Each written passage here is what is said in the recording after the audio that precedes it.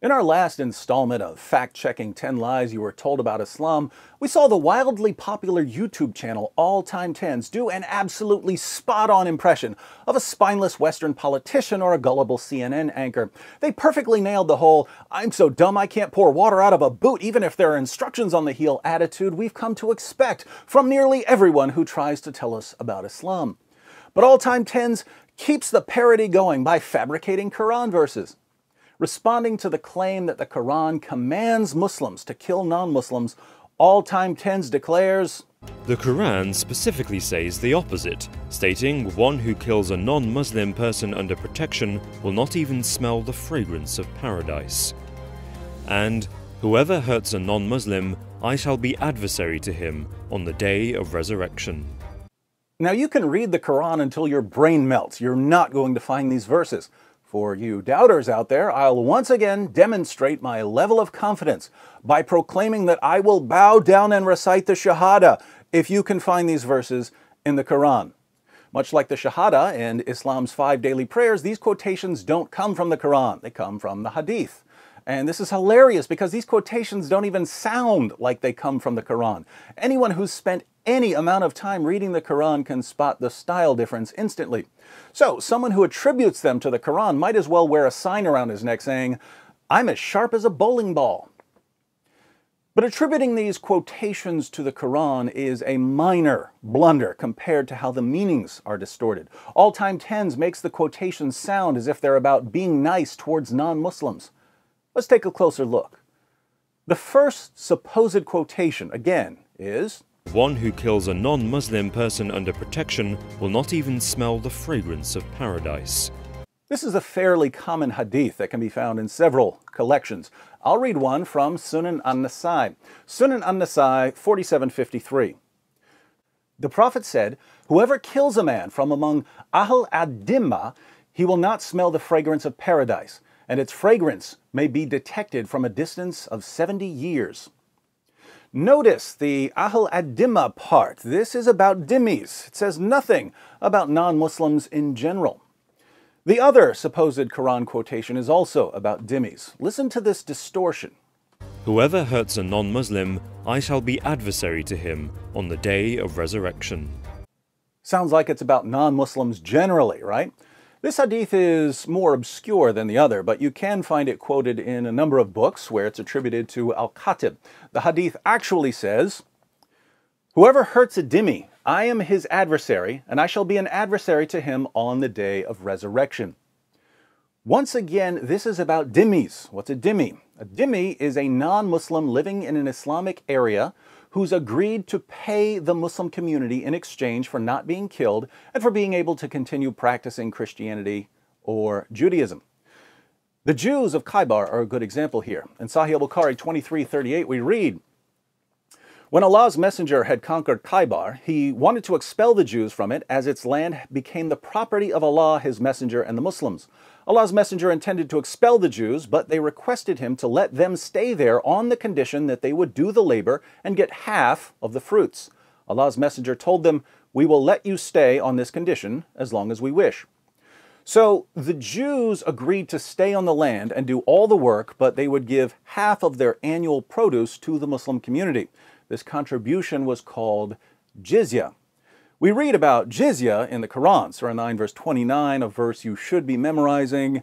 "Fight those who believe not in Allah, nor the last day, nor hold that forbidden which hath been forbidden by Allah and his messenger, nor acknowledge the religion of truth from among the people of the book, until they pay the jizya with willing submission and feel themselves subdued." The Quran says that jizya is accepted from among the people of the book. Dhimmi status was only open to monotheists who had received a book from God.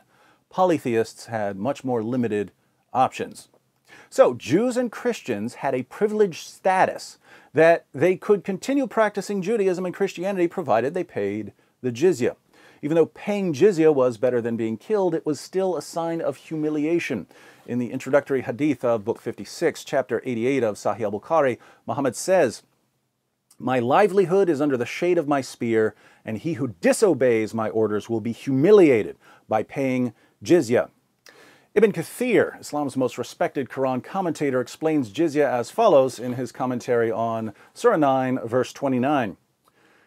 Paying jizya is a sign of kufr and disgrace. Allah said, until they pay the jizya, if they do not choose to embrace Islam, with willing submission, in defeat and subservience, and feel themselves subdued, disgraced, humiliated, and belittled.